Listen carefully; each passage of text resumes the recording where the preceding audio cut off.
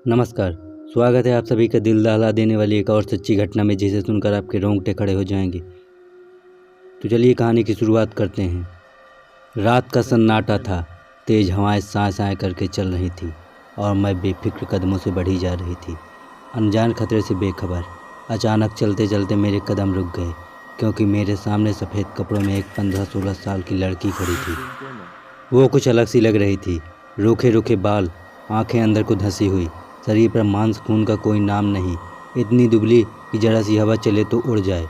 पहले उसे देखकर मुझे थोड़ा डर लगा और सोचा कि इतनी सुनसान रात में इतनी छोटी लड़की यहाँ क्या कर रही है।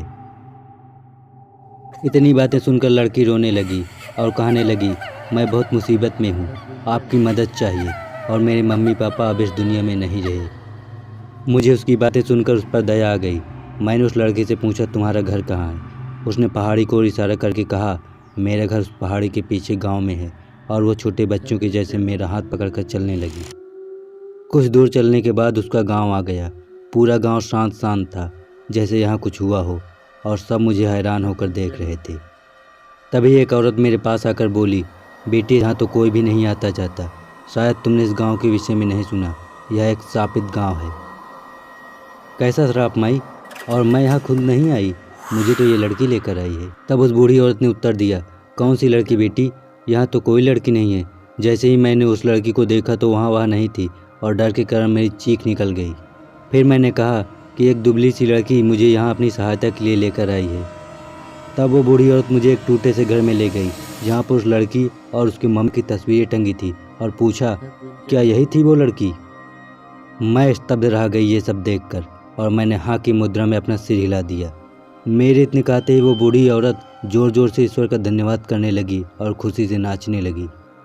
किंतु मैं चुप थी और डरी हुई भी, क्योंकि मैंने अपनी आंखों से एक आत्मा को देखा था और उससे बातें भी की थी, जबकि मैं आत्मा भूत प्रेत आदमी विश्वास नहीं करती थी। मैंने हिम्मत जुटाकर उस बूढ़ी औरत से पूछा, माँ तुम मेरी बात सुनकर इतना खुश क्यों हो रही हो, जबकि तुम्हें पता है कि वो एक आत्मा थी, आखिर क्यों?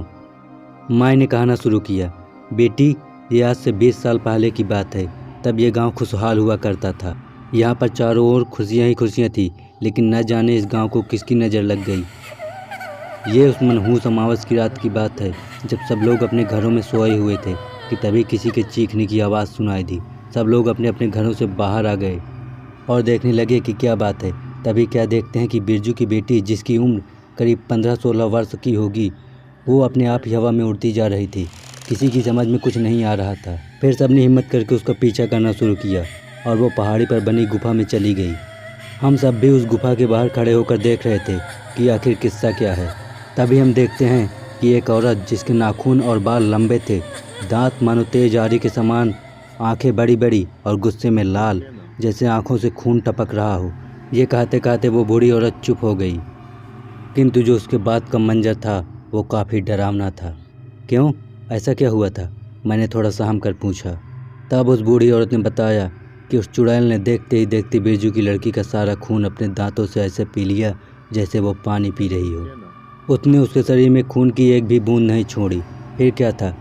ये हर अमावस की रात का किस्सा था कि वो औरत 15-16 वर्ष की लड़की को ही अपना शिकार बनाती थी। ये लड़की जो तुम्हें यहाँ तक लेकर आई है, ये इस गांव की आखिरी लड़की थी। वो चुड़ैल कहा कर गई है कि जब तक इस गांव में लड़कियां रहेंगी तब तक ये सिलसिला यूं ही चलता रहेगा। हम गांव वालों ने बहुत से ओझाओं तांत्रिकों को इस औरत को ख़त्म करने का उपाय पूछा, किंतु कोई भी नहीं बता पाया।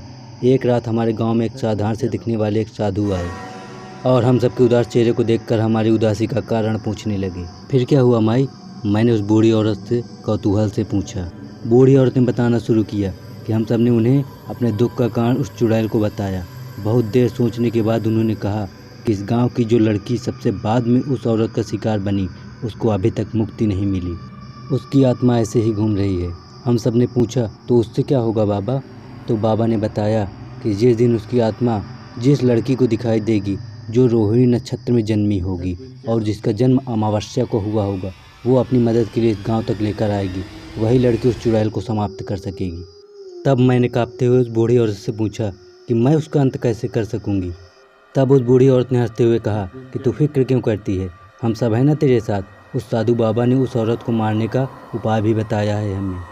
तब मैंने उस बूढ़ी औरत से पूछा क्या है वो उपाय, जल्दी बताइए हमें। तब उस बूढ़ी औरत ने बताया कि जब तुम उस औरत के पास जाओ तो पहले तुम्हें मारने की कोशिश करेगी, लेकिन तुम्हें घबराना नहीं है। बस तुम्हें उसके दाहिने हाथ की तर्जनी अंगुली का नाखून तोड़ देना है और वो औरत वहीं धराशायी हो जाएगी। तब मैंने कहा, इसमें तो बहुत खतरा है। ना बाबा, मुझे तो डर लगता है, मैं नहीं जाऊंगी, मैंने डरते हुए कहा। तभी सब लोगों ने मुझसे प्रार्थना करनी शुरू कर दी, हमारी बेटियों को सिर्फ आप ही बचा सकती हो। आज तो ये इस गांव की समस्या है, आने वाले समय में ये पूरे देश में फैल जाएगी।